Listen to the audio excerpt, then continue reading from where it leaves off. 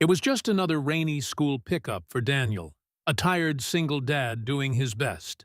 But when a familiar voice called his name, the past came rushing back, along with the one person he never expected to hear about again.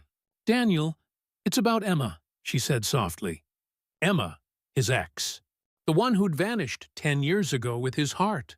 And when he heard the word cancer, the world around him fell silent. Some wounds never heal until life gives you one last chance to make things right. The rain had started just as Daniel parked the car outside the school gate. He leaned over to the passenger seat and grabbed the small pink umbrella his daughter, Lily, loved. She was 8, cheerful, and the brightest thing in his world. Being a single dad wasn't easy, but every morning, hug and sleepy, "Good night, Daddy," made it worth it. As he stepped out, a familiar voice called his name. "Daniel?" He turned. A woman stood there under a navy blue umbrella, her eyes wide with recognition. It took him a second, but then the years melted away. "Sophie?" he said, surprised. Sophie, his old friend from college, his ex-girlfriend's best friend, the one who had disappeared after the breakup, along with everyone else. "It's been so long," she said softly. "You look good," Daniel smiled awkwardly. "Thanks. You too." The rain thickened. He motioned for her to step under the awning with him. They stood there, the silence heavy with the ghosts of what once was. "I didn't know you lived around here," Daniel finally said.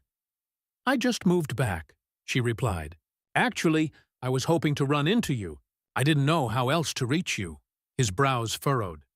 "To see me? Why?" Sophie hesitated. "It's about Emma." His heart skipped. Emma, his ex. The love he'd once thought would last forever, until life and pride had torn them apart. He hadn't heard her name in nearly 10 years. Sophie looked at him, eyes glistening. "She's sick, Daniel. Stage 3 breast cancer." The words hit him like a punch to the chest. He struggled to breathe. "What?" "She didn't want anyone to know," Sophie continued. "But it's bad now. She's in the hospital downtown. I thought you should know." For a long moment, Daniel just stared at the rain falling beyond the awning. 1,000 memories rushed through his mind. Emma laughing on their first date, painting his apartment, the night they fought, and she walked out with tears in her eyes. He had promised himself never to look back. But this was different. "Thank you for telling me," he said finally.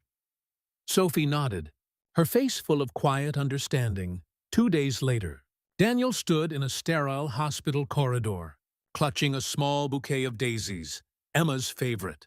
His hands trembled as he knocked softly on the door. "Come in," came a faint voice.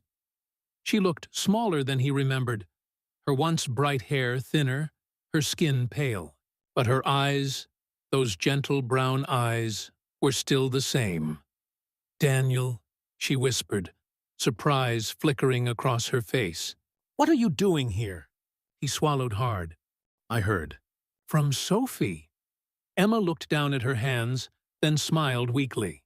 "You didn't have to come." "I did," he said. You were a big part of my life. I couldn't just ignore this." Tears welled in her eyes. "After everything that happened between us, I didn't think you'd care." He took a slow breath. "I never stopped caring.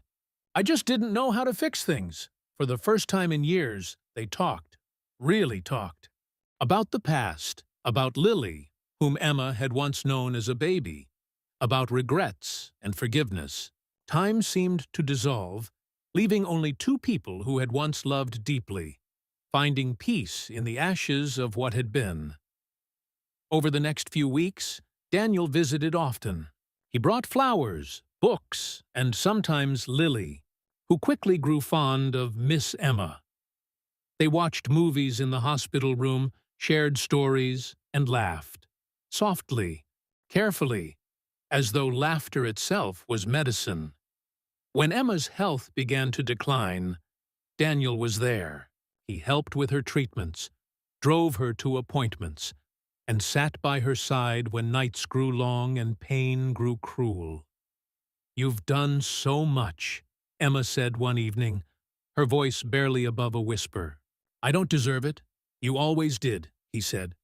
"You were my best friend before you were anything else." A tear slipped down her cheek. "You've changed, Daniel. You're the man I always hoped you'd become." He smiled sadly. "Maybe it just took losing you to realize what mattered." She reached for his hand. "Thank you for finding me again." 3 months later, when she was gone, Daniel stood at her graveside with Lily beside him, holding a single daisy. "She's an angel now, Daddy?" Lily asked. "Yes, sweetheart," Daniel said softly. "And angels never really leave." He looked up at the sky, letting the wind carry the scent of daisies through the air. Life had given him a second chance, not at love, but at forgiveness. And that was enough. This story reminds us that life is fragile, love is powerful, and forgiveness can heal what time cannot. Share this story with someone you care about, and take a moment today to reach out to an old friend. You never know how much that message could mean.